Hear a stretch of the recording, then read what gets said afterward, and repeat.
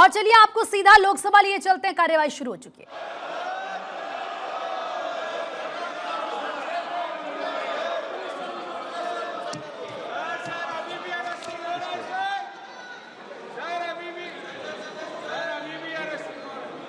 माननीय सदस्यगण, 23वें राष्ट्रमंडल खेलों में भारत के पैरा खिलाड़ी सुश्री शर्मिला धनखड़ ने स्वर्ण पदक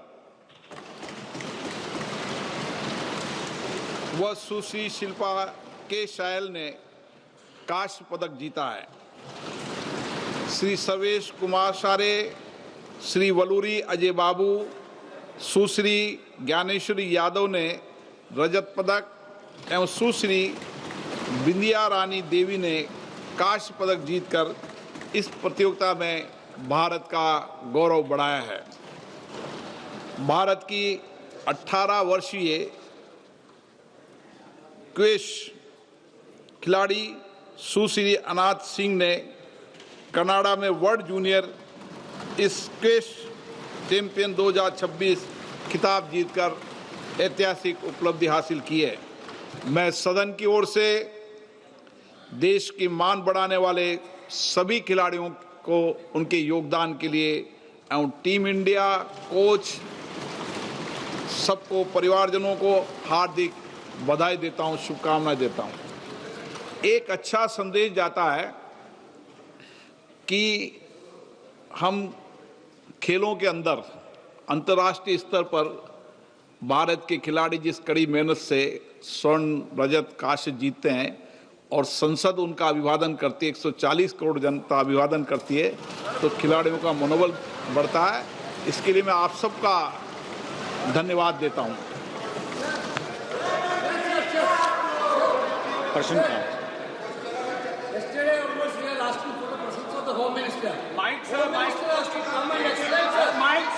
का प्रश्नकाल है।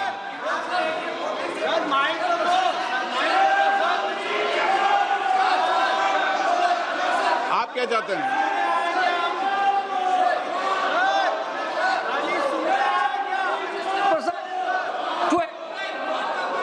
नो, मैं सभी दलों से पुनः अपील करता हूं कि महत्वपूर्ण विधेयक पर हम चर्चा करें, संवाद करें, अपने मत और विचारों को रखें। सरकार से भी और प्रतिपक्ष से भी मेरा ये आग्रह है कि सभी माननीय सदन सहमति बनाए और आज हम 2 बजे इस महत्वपूर्ण विषय पर चर्चा करेंगे, ऐसा सभी लोगों ने सहमति व्यक्त की है।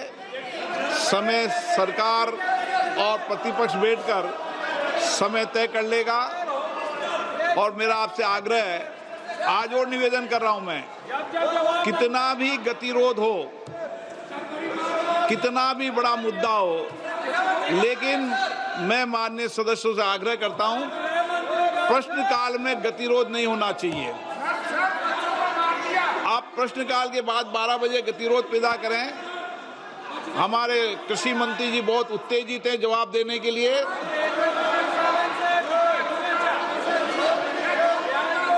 मेरा आप सबसे आग्रह है,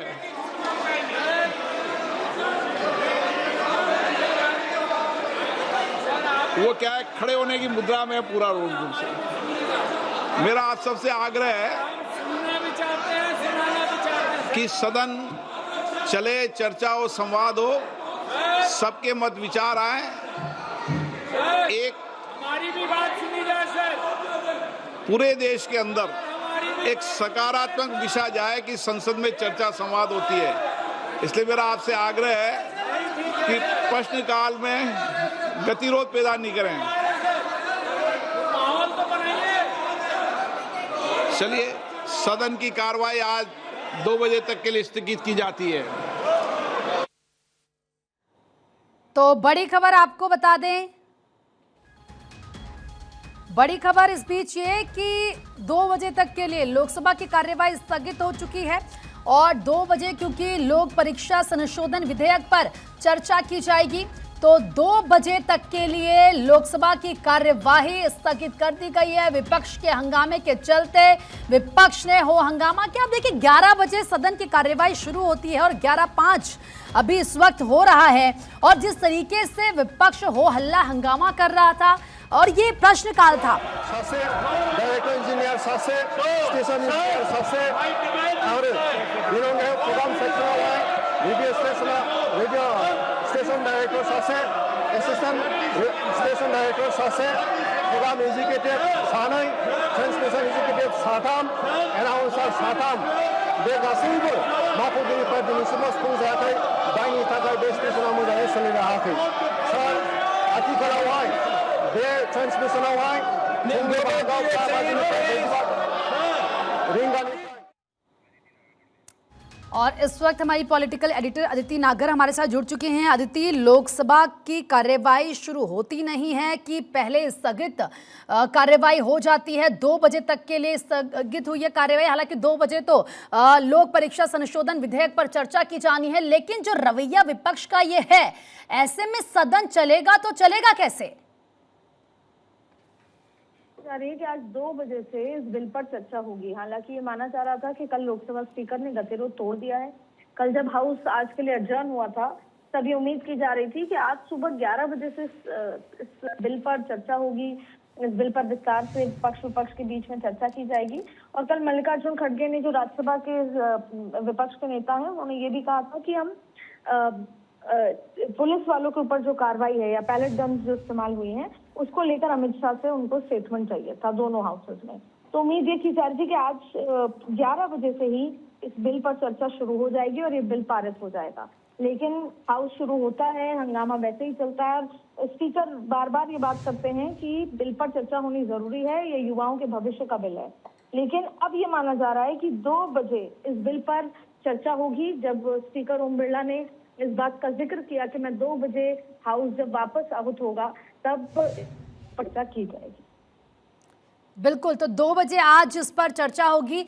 लेकिन अदिति, जिस तरीके से हमने अभी विपक्ष का रवैया देखा और स्पीकर ये कह रहे थे कि ये तो प्रश्नकाल है, आप इसमें ही हंगामा करेंगे तो कैसे चलेगा? तो क्या लगता है कि आज वाकई एक सार्थक चर्चा होगी? देखिए, जो पहला घंटा होता है वो वैसे भी प्रश्नकाल होता है, उसमें किसी भी बिल पर चर्चा नहीं होती। जो 12 बजे से शुरू होता है तब किसी पर भी चर्चा हो सकती है। तो प्रश्नकाल पर हमेशा जो सांसद हैं वो सरकार से सवाल करते हैं, मंत्रियों से सवाल करते हैं, उनकी सफाई लेते हैं।